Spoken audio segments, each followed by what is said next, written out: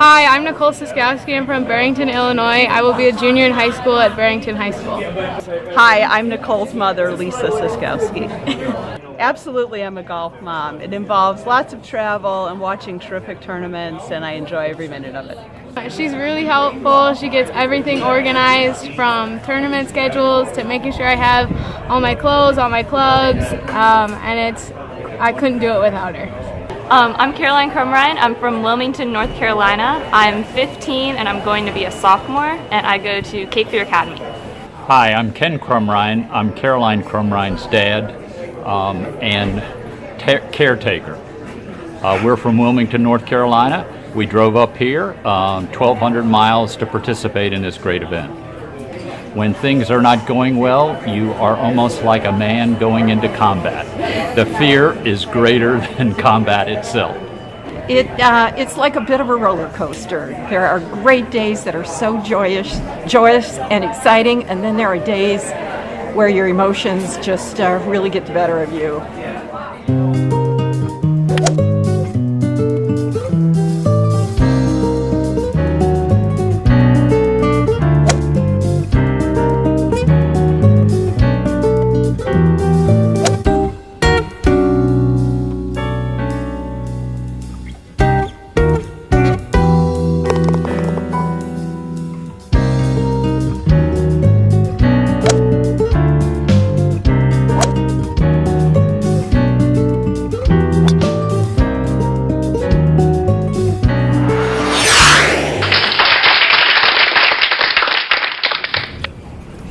On behalf of the WWGA directors, I would like to thank the board and membership of the Dubuque Golf Country Club for the privilege of returning the tournament to this wonderful venue after just 4 years.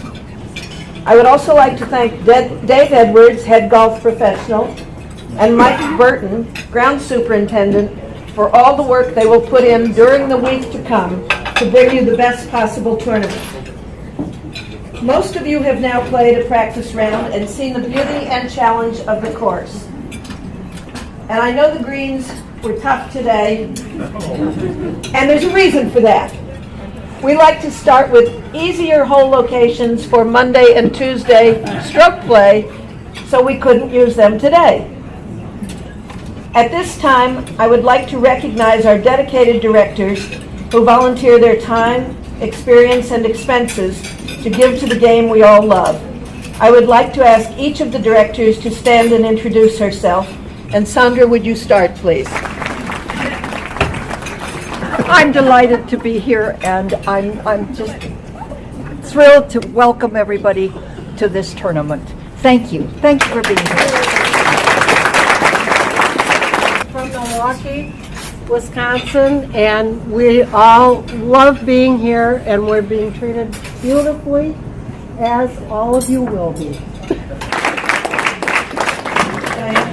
Diane Kalthoff. I'm from Knollwood Country Club in Granger, Indiana, which is just outside of a little university town called South Bend, where the Fighting Irish play.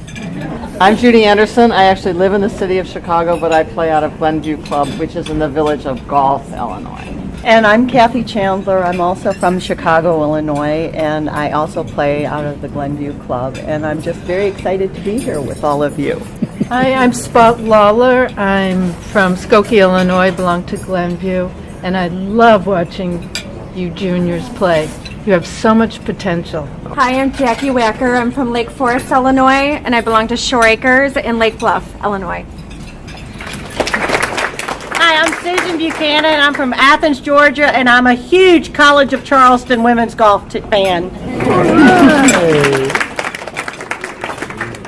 Hi, I am Ruth Murphy. I am from Bradenton, Florida, and I belong to Terra Golf and Country Club. Linda Gilly from Flossmoor, Illinois, Flossmoor Country Club.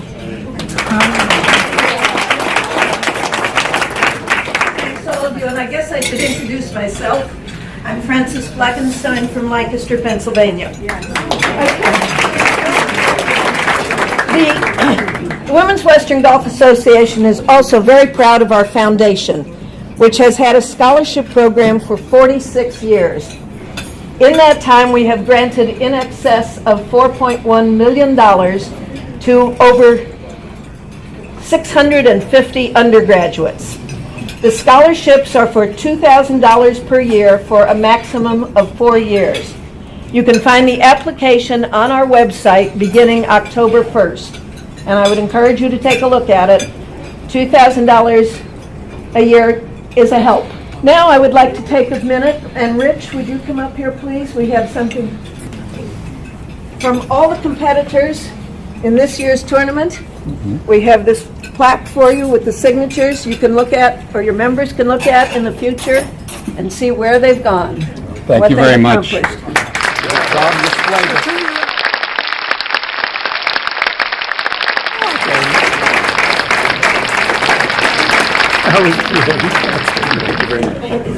This will be a special week for all of you. Make the most of it and enjoy the experience. I would now like to have Sandra Fulmer, our tournament chairman and past president, come up. Our guest speaker tonight, I'm very, very proud to introduce. She's an old warhorse friend of mine from way back. And she is a born Iowan from Waterloo. In fact, she's in the Waterloo Golf Hall of Fame. She went to Northwestern University, joined the LPGA, got married, had a couple of kids, but her claim to fame, and I am most proud of Andy, she lives in Dayton, Ohio, and she started many, many junior golf tournaments. And it's called AIM, Andy, AIM, and that is your junior tournament for handicapped children. Right. And so she is the founder of many, many junior golf tournaments. I want you to listen to her. I'm sure she's got many, many words of wisdom.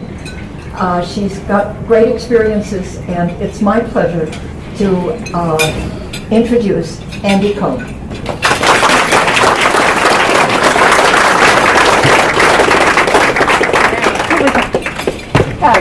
Thank you very much.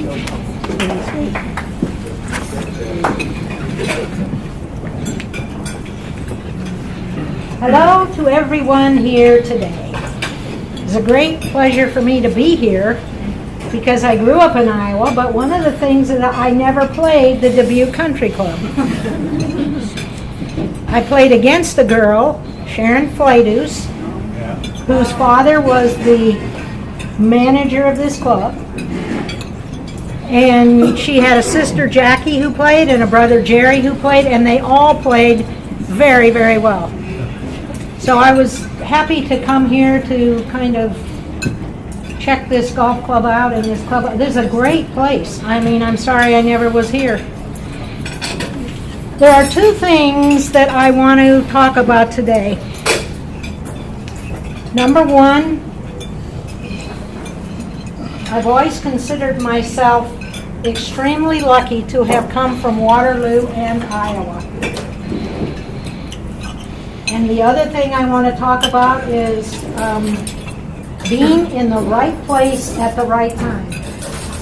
When I was 5, that was 1945, after the Second World War, my dad said to me, asked me if I would like to caddy for him.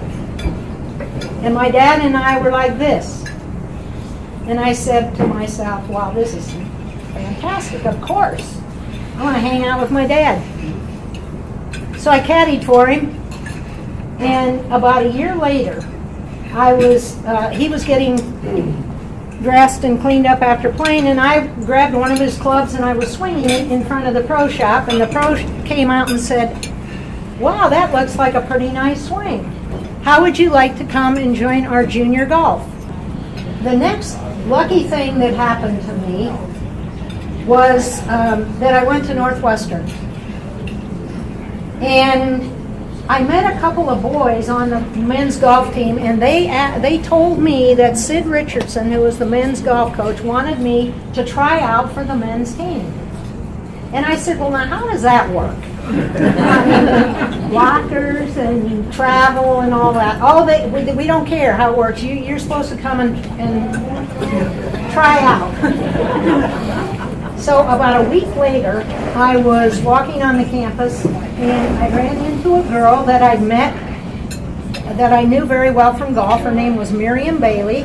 She came from Oak Park, Illinois, and I had played the women's amateur at Oak Park Country Club, and that's kind of how I met her. And then she went to Northwestern. She was older than I was, but about a week later, she came up to me on campus and she said, "Andy, guess what? They're going to start a girls' golf team at Northwestern." I said, "Oh my gosh, no kidding. How cool is that?" So that's what I did. I didn't try out for the men's team. I played on the women's team. And Bonnie Pick was our coach, and I learned this about her 80th birthday. Jamie, I took my daughter Jamie, and we went to a big birthday party they were throwing for her. And she told a story that I didn't really know.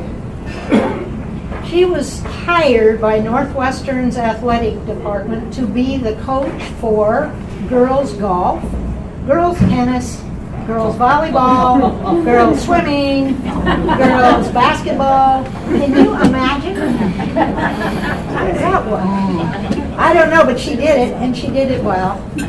And it was interesting to hear her talk about that. So now I'm going to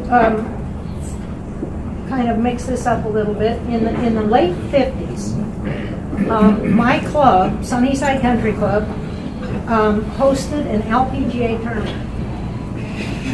And so I got to play in this as an amateur, and I kind of got to feel the feel of what it was like to play a tour tournament.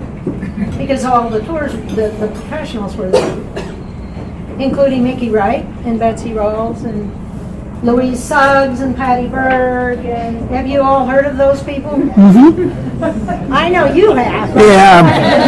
Girls, have they ever heard of these? Have you? Now, I went to Northwestern from 58 to 62. My senior year in 1962, I met Karsten Solheim. Now, do any of you recognize his name? Yeah. This is when he was making putters, only putters. So I met him, a friend of mine, Sherry Wheeler, was going to graduate from Arizona State. I was going to graduate from Northwestern, so my spring break I went there to Arizona State, and she knew Karsten. She said, "You know, this guy keeps coming around with these weird-looking putters." And so she said, "Do you want to meet him?" And I said, "Yeah, that would be great." So we go to meet him, and he explains all his stuff to me. He at the time he was working at General Electric, and then he would come home about 3 or 4 o'clock, and his wife Louise would give him something to eat, and then he would go out in his garage and work on his putters. So he explained to me exactly his heel-toe balance, and his original putter. The reason the name is ping is because when you would hit the ball, it would go ping. And his wife Louise named the putter for him, and his wife Louise just passed away yesterday, about 99. Wow. Yeah, Karsten passed away several years ago. But he was brilliant. He was completely brilliant. He worked for GE, but he worked on so many other engineering things. He was just in the right place at the right time again. However, his golf swing wasn't wonderful. Here's how he would swing a club. I call it the TV screen. Finish.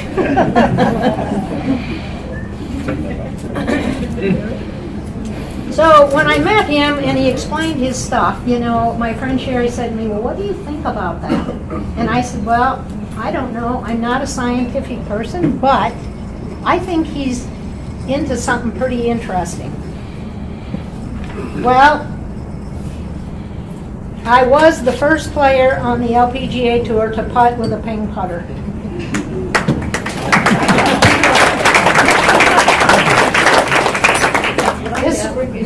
he gave me a putter so I was hanging out with him in 1962, the end of the year, and he gave me a putter. And the next spring I played in the title holders, ladies title holders, at the Augusta Country Club, which they had that tournament for many, many years. And you remember that? Yeah. And so it was 1963. I spent the winter of 1963 so I came from Waterloo. You know what winters are like in Waterloo? You got it. It snowed every day. I shoveled the snow. It was up to the light post in a couple of months. And then I'd come in the house and I would putt for 4 to 5 hours on my carpet in the house. Because I had to teach myself how to putt because my putting was horrific. I mean, terrible. And you know what? If you can't putt, you're going to struggle. Does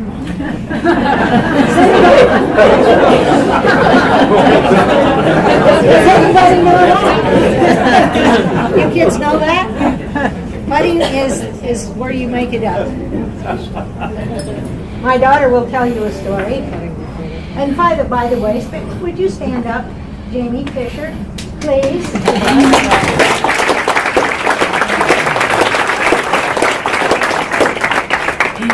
So, what I felt like in those days when I played, that I might as well, when it was terrible, couldn't make these putts, like this, and I felt like I might as well go down to the main street in Waterloo and just throw $100 bills out the window. Because you can't make it up, and you're just throwing money away.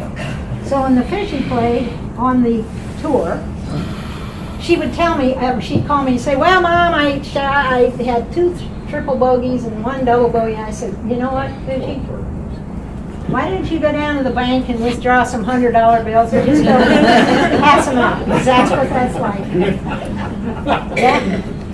Yeah. At any rate, as I got married in 1965, we lived in St. Louis. I got a fantastic teaching job at the Meadowbrook Country Club, and that's where I learned how to teach golf because Tomas Fonseca, who was the teaching pro there, was very knowledgeable about golf, and he ended up. When he'd go out to teach, I didn't know anything about teaching. People asked me when I played on the tour, "Do you think you'll teach?" And I said, "Never. I will never teach." Well, I've been teaching way longer than I played. So that's why you should never say never. At any rate, I showed him my ping putter, and he said, "Well, that's interesting." And he people would putt with it, and he said, "Well, let's order some." So we ordered 2 dozen, and in about 2 weeks they were gone. And then he ordered another 2 dozen. About 2 weeks they were gone as well. So it was that was the beginning, really, of Ping and Karsten. And then he ended up, making clubs. I played with his clubs when the USGA would approve them. And then the rest is history. And one time I met him at the PGA show, and I said, after his patents had run out, I said, "Karsten, you know that all the companies now, they're just copying what you did." He said, "That is the greatest form of flattery." I said, "Okay."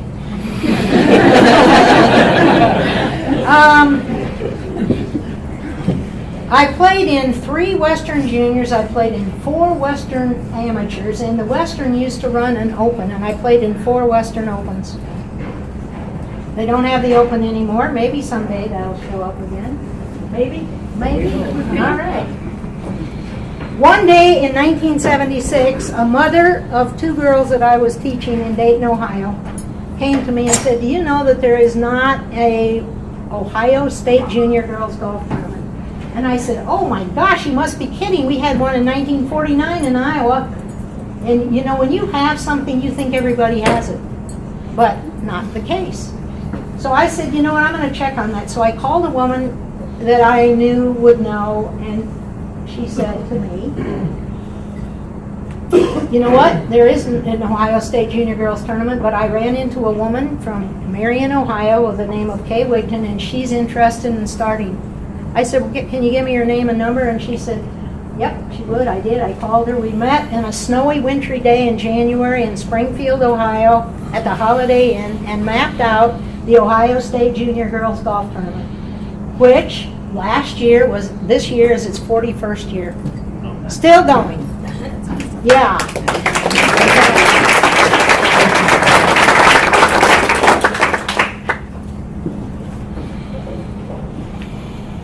In 1985, my daughter won the Ohio State Junior Girls Tournament.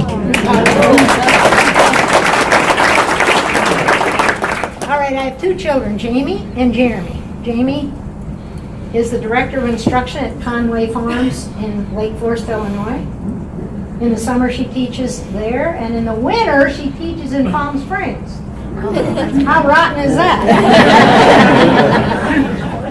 She has won the LPGA Midwest Sectional 4 times, which qualified her to play in the McDonald's LPGA tournament. She's played in the USGA Women Open 3 times.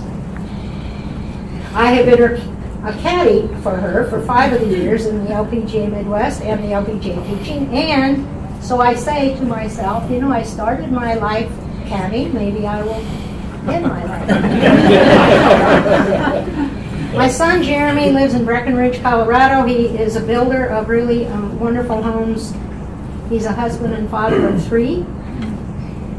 And woodworking is one of my passions. My dad got me into that as well, and golf. So golf, my daughter's into golf, my son's into woodworking. I consider myself extremely fortunate. I played golf for 72 years. I've taught it for 51. They say that golf is a game of a lifetime. I think that would apply to myself. I've had the great privilege and pleasure and fun to go to England, Ireland, Scotland, and New Zealand with my daughter and her friends and my friends to play golf.